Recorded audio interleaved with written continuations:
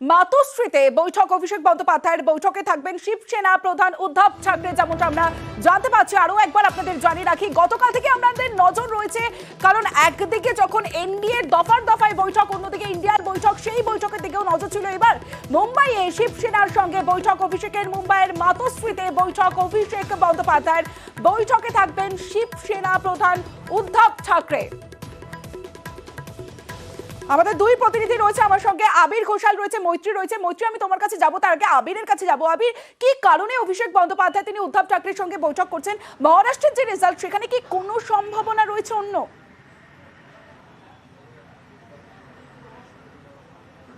প্রথমত হচ্ছে যে ইন্ডিয়া জোটের অন্যতম বড় শরিক ছিলেন হচ্ছে উদ্ধব, যদিও গতকালের যে বৈঠক সেখানে তাকে বা আদিত্যকে দেখতে পাওয়া যায়নি। অনেকেই যেটা বলছেন, কোথাও কি গিয়ে কোনো একটা অভিমান তৈরি হয়েছে। এবং তুমি যদি দেখো যে গতকাল দেবেন্দ্র ফডনবিসের যে দুপুরবেলার যে সাংবাদিক সম্মেলন, সেখানে তার সরে যেতে চাওয়া অন্য কিছু ইঙ্গিত করছে। অনেকেই হয়তো ইঙ্গিত করছিলেন তাদেরকেও এনডিএ শিবিরের তরফ থেকে কাছে টানার চেষ্টা করা হতে পারে। এক্ষেত্রে দাঁড়িয়ে হচ্ছে, যেহেতু মহারাষ্ট্রের মতো জায়গা উদ্ধবের একটি গুরুত্বপূর্ণ ভূমিকা রয়েছে, আদিত্যের গুরুত্বপূর্ণ ভূমিকা রয়েছে, ফলে তাদেরকে কোনোভাবে কাটছাড়া করতে রাজি নয় হচ্ছে ইন্ডিয়া শিবির। সেই কারণে যদি কোনো অভিমান হয়ে থাকে, সেই অভিমান ভাঙানোর জন্যই কি অভিষেক বন্দ্যোপাধ্যায়ের যাওয়া।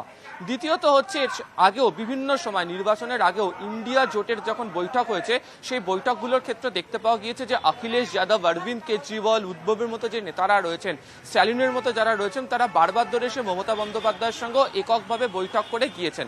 অর্থাৎ তারা কোথাও গিয়ে এই ইন্ডিয়া জোটের মধ্যে থেকেও মমতা বন্দ্যোপাধ্যায়কে তাদের কাছের বলে মনে করেন।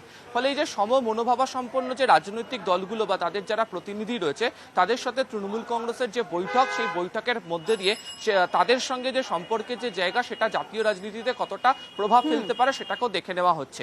সূত্রের খবর, তৃণমূল কংগ্রেস এই বৈঠকগুলো করে বা ইন্ডিয়া জোটের বৈঠকের মধ্যে নিজেদের যে অবস্থান রেখেছে, সেখানে তারা মনে করছে যে যদি কোনো কারণে এনডিএ সরকার গঠন করেও যে পরিস্থিতির মধ্যে তারা রয়েছে, তাতে তাদের পক্ষে সেই সরকারকে টেনে নিয়ে যাওয়াটা মুশকিল হবে। ফলে এই সমস্ত আঞ্চলিক যে দলগুলি রয়েছে, রাজ্যের যে বিভিন্ন নেতারা রয়েছেন, তাদের সাথে বৈঠক করে এখন থেকে যে জোটবদ্ধ রাখার যে প্রক্রিয়া, সেটাকে রাখার তাতে গুরুত্বপূর্ণ ভূমিকা নিচ্ছে হচ্ছে তৃণমূল কংগ্রেস। সে কারণেই অভিষেকের আজকের মাতোশ্রীতে গিয়ে রাত 8টার এই বৈঠক গুরুত্বপূর্ণ হতে চলেছে, এমনটাই মত রাজনৈতিক মহলের।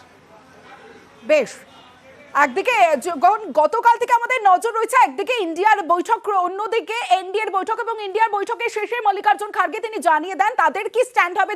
যখন নজর ছিল তখন মল্লিকার্জুন খার্গে তারা জানিয়ে দেন যে তারা বিরোধী আসনেই বসবেন, তবে শাসকের থেকে এগিয়ে বিরোধীরা। দেখাবো একটা বিরতির পর, দেখতে থাকুন।